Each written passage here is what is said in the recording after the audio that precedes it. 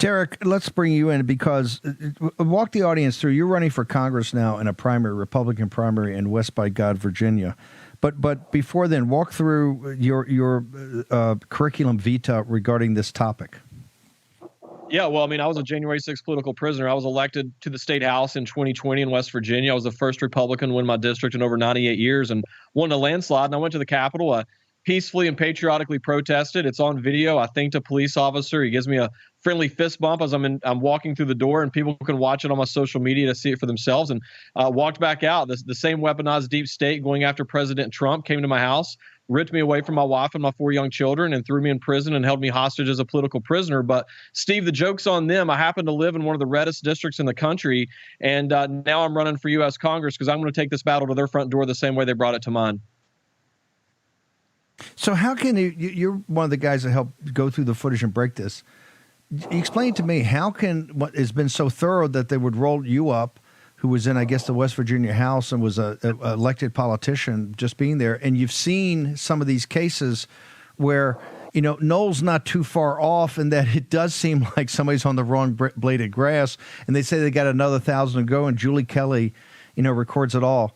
How could we possibly be? How could it possibly be a guy let off a firearm, and that's all been documented, and you can see it clear as day, that later he commits a murder, and the feds know, we know who this guy is, and yet he hasn't been perp walked into some court in Washington, D.C. Tell me how that happened.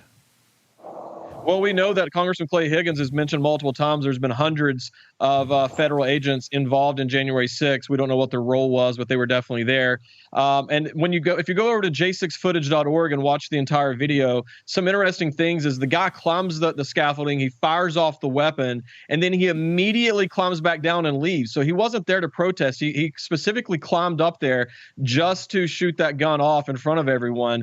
NBC actually did an article on him in 2022, February of 2022, where they had a picture of him with that gun in his waistband. He wasn't arrested then. And then NBC, after we broke this footage, actually released and found him firing this gun on CCTV footage. So the government has had this footage in their possession for over 3 years now, and nothing's happened to this guy. So as far as I'm concerned, there's a lot of questions that need to be asked about this individual, what his role was. Was he paid to be there? Is he a federal agent, a federal provocateur? We don't know, but questions need to be answered. One thing, you know, Congressman Loudermilk is supposed to be looking at the J6 committee. I mean, what is your call to action? I know you're running for the House, but what is your call to action here about the House, and particularly in their interactions with the FBI on this?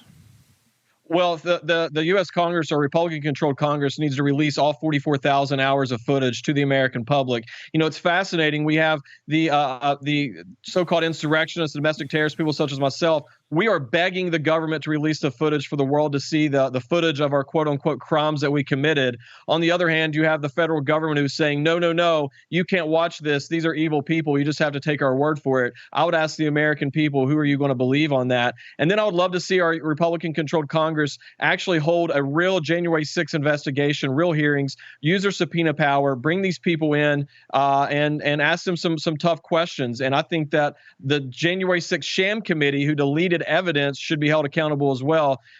Their heads need to roll over what's going on in our country right now, not just January 6th. I know you guys were earlier talking about the border. I just wanted to quickly say impeachment is too nice for Mayorkas. This guy should be arrested and charged for treason for aiding and abetting the invasion of our country.